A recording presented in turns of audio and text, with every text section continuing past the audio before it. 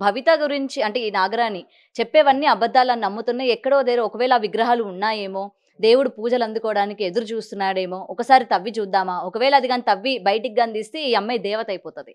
So, మీకు ఉన్నంత అంటే ఆలోచన దాన్ని బట్టి నిజంగా అక్కడ విగ్రహాలు ఉన్నాయంటారా?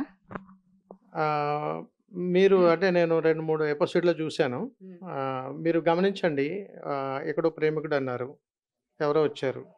తర్వాత ఎక్కడో ఉన్నాయంటున్నారు. వీరుంటున్నటువంటి ప్రాంతం ఎక్కడ? అవి వారు చెప్తున్నటువంటి ప్రాంతం ఎక్కడ? హ్మ్. ఇదంతా ఒక టీమ్ వర్క్ ఇది.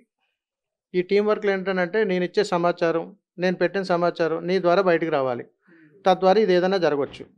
అంటే వాస్తవికంగా చెప్పాలంటే ఇలాంటి సందర్భాలు, ఇలాంటి వాటి గురించి మాట్లాడాలంటే చాలా, చాలా మనసు బాధగా ఉంది. ఎందుకనంటే మన దేవీ దేవతల గురించి, మనం చేసేటువంటి ప్రయాణాల గురించి మిమ్మల్ని పొగడాలా, తిట్టాలా, అసహించుకోవాలా, లేపోతే ఇంకోటా, పరిజ్ఞానం ఉండా, పరిజ్ఞానం లేక, లేతే మీ వెనకాల ఎవరైనా ఉండి నడిపిస్తున్నారా అనేక కోణాల్లో దీన్ని చూడాలి. హ్మ్. ఎందుకంటే ఒకటి పోతే ఇంకొకటి, ఒకటి పోతే ఇంకొకటి. ఇలాగా గత 10, 15 సంవత్సరాల నుంచి చాలా చూస్తున్నాం మనం. అందుకని ధర్మాన్ని కాపాడుకోవడం కోసం మఠాధిపతులు, పీఠాధిపతులు, ఆశ్రమాధిపతులు, సాధువులు, సంతులు, సన్యాసులు, అఘోరాలు వీళ్ళందరూ కూడా దేశ సంరక్షణ కోసం వారి వారి త్యాగాలు చేస్తూనే ఉన్నారు.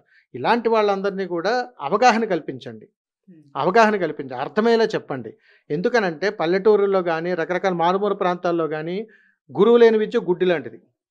తెలీదు వాళ్ళకి. కానీ ఏంటంటే గురువు ఎవరు ఉండరు. వాళ్ళే స్వయం ప్రకటితగా నేనే ఇదే ఉన్నానన్న ప్రయాణంలో వారు కొనసాగుతారు కాబట్టి, గురువు లేనటువంటి ప్రయాణంలో మాత్రమే ఇలాంటివి జరుగుతాయి. అలాగని వారి గురువు, వీరి గురువు అని చెప్పుకున్న రకరకాల ప్రయాణాల్లో వీళ్ళు వెళ్ళిపోయి నాకు తెలుసున్నట్టు అని అంటారు. అందుకని ఇక్కడ చెప్పాలనుకున్నదల్లా ఏంటనంటే టీమ్ వర్కులు జరుగుతాయి తల్లి.